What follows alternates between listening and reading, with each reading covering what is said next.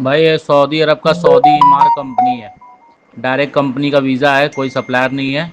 और self selection है, direct medical कराइए, डायरेक्ट मोफा लीजिए। शटरिंग कारपेंटर चाहिए 1200 प्लस 200 प्लस खाना। ठीक है। स्टील फिक्सर चाहिए 1200 सैलरी, 200 ओवर टाइम और प्लस खाना। ठीक है।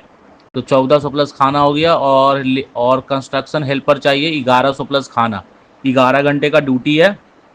ठीक है। और इसमें 40 साल तक उम्र चलेगा।